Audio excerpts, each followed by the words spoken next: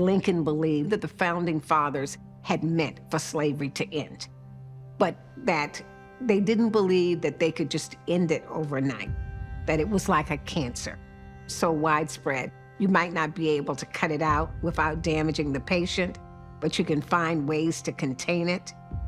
But by this time, he's not asking for the consent of the people. He's not asking for colonization. He's not asking for anything gradual. Lincoln knew that saying, now the war's over, you guys go back to be slaves, was a non-starter. That the Emancipation Proclamation was a fit and necessary war measure, but when the war was over, it was no longer a legal measure. And this is why you need the 13th Amendment. You have to change the Constitution. You've got almost 4 million people who are enslaved, and there was nothing to prevent Southerners from reestablishing slavery in the South unless this 13th Amendment was issued. He realized that something had to be done that was permanent. And so he is determined that this amendment is going to pass Congress, and it does. He came to recognize the inconsistency that a nation conceived in liberty would have slavery. To the extent that America has any kind of standing in the world now is in part the consequence of people knowing about Lincoln and his views on slavery and his views on freedom. He has evolved in his thinking, and it's the war that has done it. By the time the 13th Amendment came along, the war was dragging on and on. More Americans died in that war than in any other, both sides. And a lot had happened to him and to the whole country by that time. He's seen the death. He's experienced extreme personal loss. Early in the war, with the death of Willie, all of this has moved him. And he's carried the weight of a nation on him.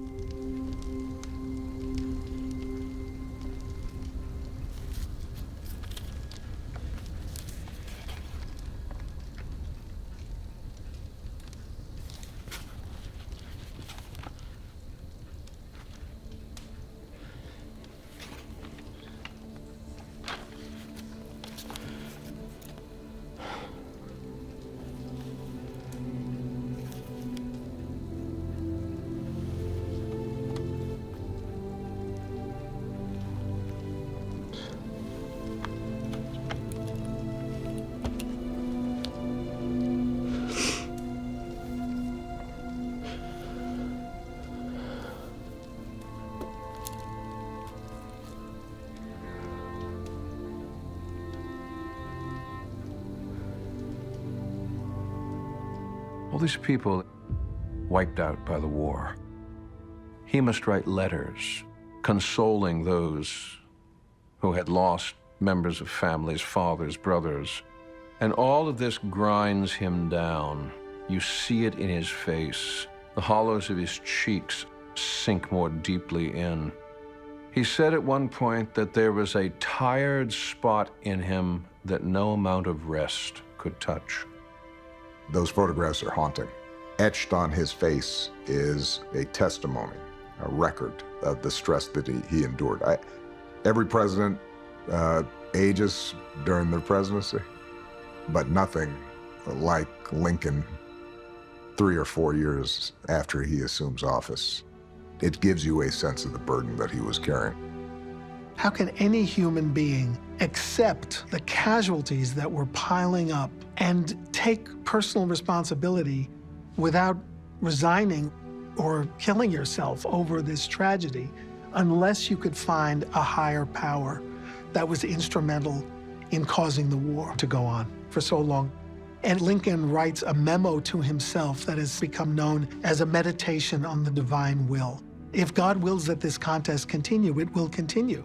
It must be divine providence forcing us to have this bitter confrontation over the future of our country. But Lincoln never joined a church. He was not a believer in organized religion. As he prepared for the second inaugural address, he wanted to make clear to everybody that he, Lincoln, understood that the war had been a war to free the slaves and not just a war to save the Union.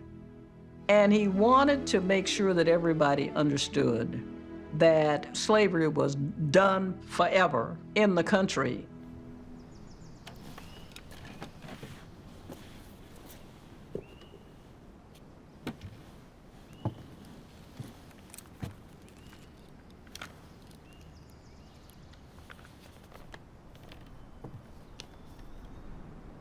Fellow countrymen, 4 years ago, all thoughts were anxiously directed to an impending civil war. All dreaded it. All sought to avert it. Neither party expected for the war the magnitude or the duration which it has already attained. Both read the same Bible and pray to the same God, and each invokes his aid against the other. And Douglass was there in the front row listening to Lincoln's inaugural address. There's a great photograph that shows Lincoln at the lectern, Douglass with his big hair, that's how you can recognize him, and in the balcony is John Wilkes Booth. Yet if God wills that it continue, until all the wealth piled by the bondsman's 250 years of unrequited toil shall be sunk, and until every drop of blood drawn with the lash shall be paid by another drawn with the sword. What you see in the second inaugural is not a certainty of victory, but a certainty of the rightness of the struggle. An almost biblical, righteous, prophetic vision of why this struggle was necessary. As was said 3,000 years ago, so still it must be said. The judgments of the Lord are true and righteous altogether. His consciousness of something bigger than himself and the need to recognize that a form of pain had existed in America for generations before he came along and would not instantly be solved. It's a statement of the need to rewire the country, to change its moral axis.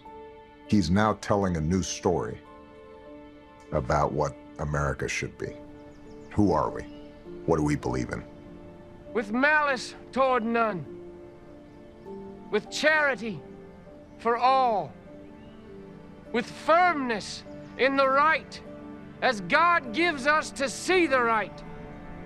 Let us strive on to finish the work we are in, to bind up the nation's wounds, to care for him who shall have borne the battle, and for his widow and his orphan, to do all which may achieve and cherish a just and lasting peace among ourselves and with all nations.